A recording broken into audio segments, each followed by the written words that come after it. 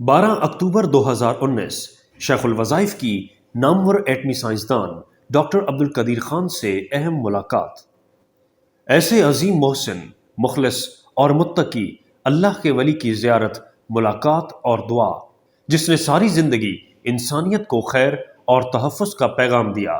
شیخ الوظائف نے محترم ڈاکٹر صاحب سے دعاؤں کی درخواست کی، امت کے لیے، انسانیت کے لیے، کچہریاں، چھاونیاں، سرحدیں، ایوان اور کوچہ و بازار، آنچل اور ملک کی حفاظت۔